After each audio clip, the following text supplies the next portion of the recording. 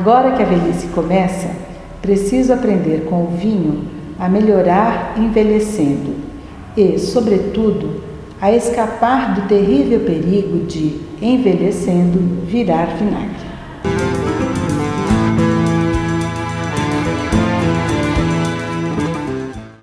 Melhor do que o pão é a sua partilha, sua divisão. Com a sede de anteontem, salta a cerveja estupidamente gelada para um batalhão e vamos botar água no feijão. Mulher. O que existe em comum entre o vinho, o pão e a cerveja é que, além de estarem tradicionalmente nas mesas dos mais diversos povos, agregando pessoas em comemorações, são os produtos mais antigos da tecnologia, embora tenham sido produzidos sem o conhecimento das explicações científicas acerca dos processos envolvidos em suas transformações.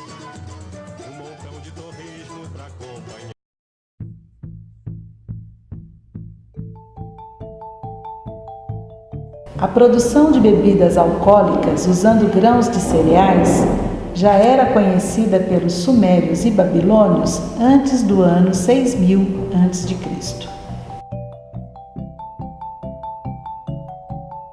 Mais tarde, por volta de 2000 a.C., os egípcios, que já fabricavam cervejas e vinhos, passaram a empregar o mesmo processo também na fabricação de pão. Não tardou a aparecer outros derivados deste processo, como a produção de vinagre, iogurtes e queijos, que são, há muito tempo, utilizados pelo ser humano. Até o século XVII, não se sabia da existência de seres microscópicos. Foi Anton van Leeuwenhoek que, usando lentes por ele produzidas, descreveu a existência de seres minúsculos que eram invisíveis a olho nu.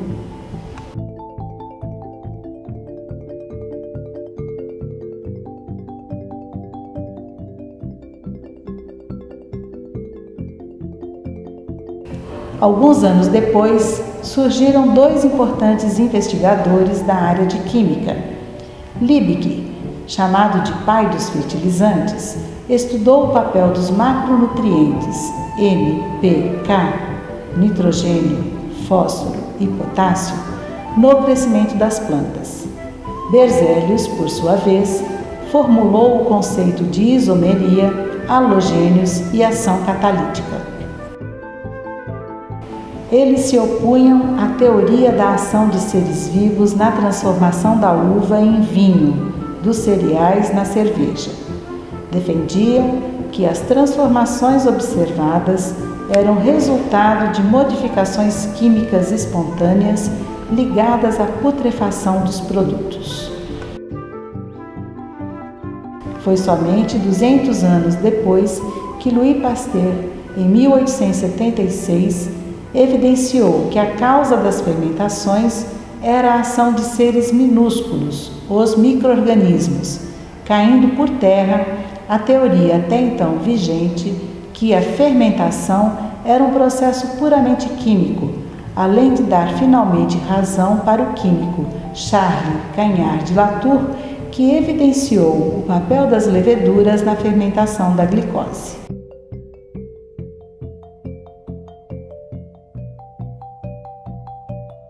Vamos agora investigar em que ingrediente do pão atua o fermento? Como se dá essa ação? Nessa atividade, você irá colocar separadamente os diferentes ingredientes da receita de um pão misturados com o fermento. Mudanças de cor, odor ou sabor, desprendimento de bolhas, formação de precipitados ou ainda liberação e absorção de calor podem ser evidências de transformações nos materiais envolvidos. Prepare 4 tubos de ensaio conforme as indicações a seguir. No tubo 1, colocaremos 5 ml de água morna a cerca de 40 graus Celsius.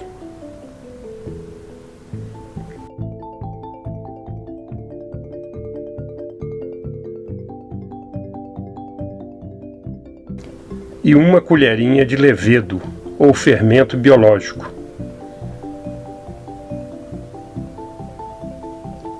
Misturando.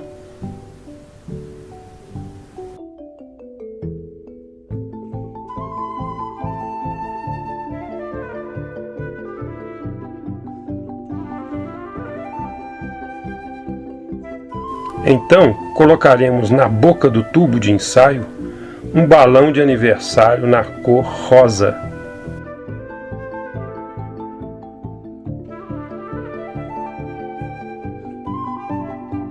No tubo 2 serão colocados 5 ml de água morna a cerca de 40 graus Celsius e 1 colherinha de açúcar, colocando um balão na cor amarela.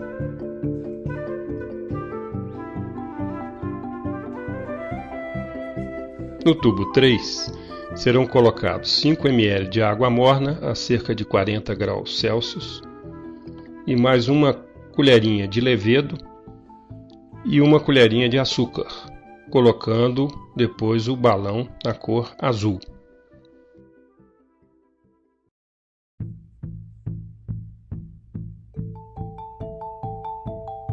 No tubo 4 serão colocados também 5 ml de água morna a cerca de 40 graus Celsius e mais 1 colherinha de levedo e 1 colherinha de farinha de trigo, colocando no final um balão na cor verde.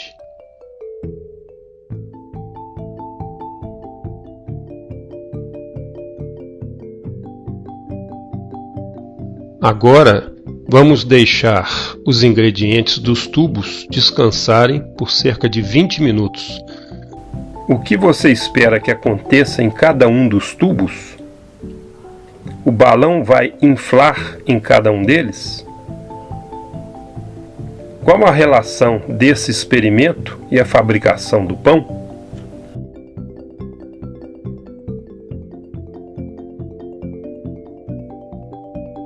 Como fazemos pão? O ingrediente mais importante para fazer pão é a farinha de trigo. Quando a farinha é misturada com a água e sovada, as proteínas formam uma rede elástica chamada glúten. No interior dessa massa, numerosas e pequenas bolhas de gás ficam retidas, provocando a distensão do glúten e o aumento do volume da massa. Mas de onde se originam os gases que avolumam o pão? A ação de levedar os pães depende basicamente da fermentação do açúcar pelos fungos, o que resulta na produção de gás carbônico. O açúcar pode ser adicionado à massa ou simplesmente resultar do amido da farinha de trigo. A massa do pão aprisiona os gases produzidos na fermentação e se distende, ficando fofinha. Os fermentos biológicos adquiridos em padaria são fungos chamados de Saccharomyces cerevisiae. Foi ainda Pasteur que mostrou que cada tipo de fermentação era realizado por um micro-organismo específico e que estes podiam viver e se reproduzir na ausência de ar.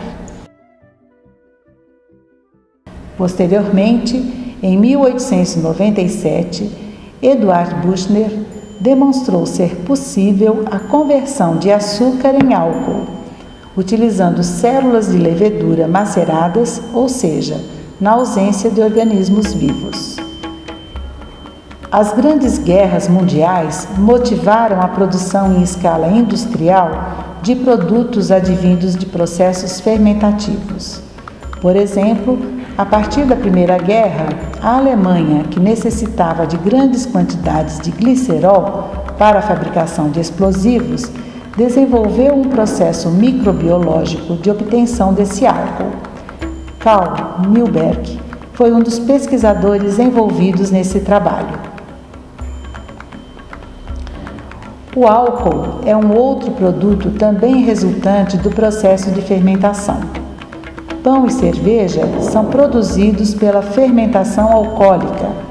Essa fermentação é realizada por fungos anaeróbicos facultativos e tem como produto final o álcool.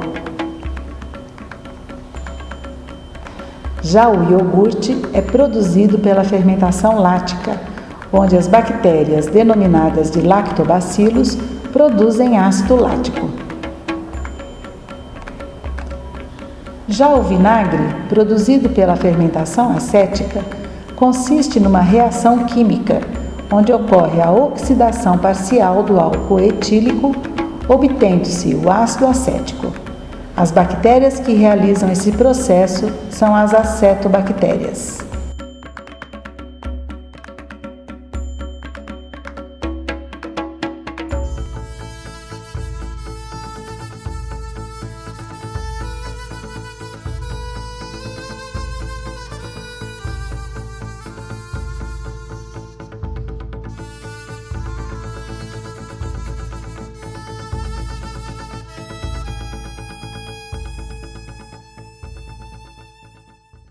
A cachaça, uma bebida genuinamente brasileira, ela constitui um destilado do fermentado de caldo de cana com um teor alcoólico de 38 a 48 graus.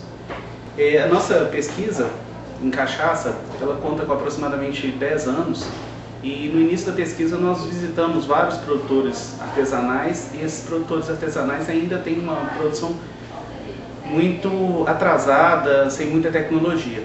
A produção de cachaça no estado de Minas ainda tem, a maioria dos produtores são com uma produção muito precária.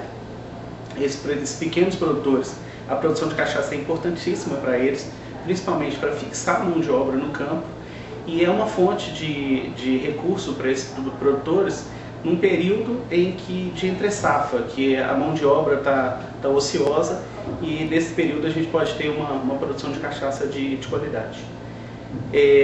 A nossa pesquisa ela conta com aproximadamente 10 anos que a gente vem trabalhando, tentando desenvolver, melhorar a tecnologia para que chegue a esses produtores. No processo de fermentação do caldo de cana para a obtenção da cachaça, a gente parte de um caldo de cana com um teor de açúcar ajustado para em torno de 16 graus Brix, ou isso significa 16% de teor de sacarose, e esse caldo de cana é colocado para fermentar. No nosso trabalho de pesquisa, a gente trabalha com linhagens de leveduras, foram selecionadas em locais de fermentação, e essas linhagens de leveduras, todas elas são Saccharomyces cerevisiae, as mesmas leveduras que fermentam produzindo cerveja. Essas leveduras são conhecidas, quais serão os produtos que a gente vai obter a partir dela. Colocadas essas leveduras, então, para fermentar no caldo de cana, elas produzem, a partir da sacarose, etanol e outras substâncias secundárias. Esse caldo de cana, depois de fermentado, a gente pode chamar de vinho de caldo de cana.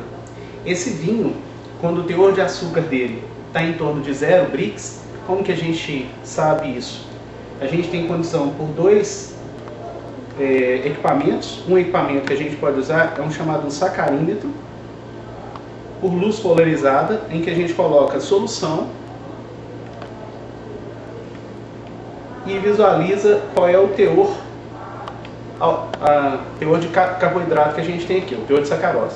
Quando esse teor ele chega a 0, está no momento de fazer a destilação, de proceder à destilação. Conforme foi falado anteriormente, o caldo de cana ele é colocado para fermentar num equipamento que é chamado de dorna de fermentação. Essa aqui é uma dorna de fermentação numa escala piloto em que possa ser reproduzida depois para produtores. Essa dorna de fermentação ela tem controle de temperatura para que a gente possa otimizar, né, a produção com temperatura ajustável. Nos pequenos produtores artesanais do estado de Minas, geralmente essas dornas de fermentação elas são às vezes coxos de madeira, o que causa contaminações, são abertas, o que expõe a contaminações por animais, insetos, que possam vir a cair, atraídos por esse caldo de cana em fermentação. Neste caso, nós usamos aço inox, que é mais inerte a ataques de corrosão do vinho produzido do caldo de cana. Aqui dentro,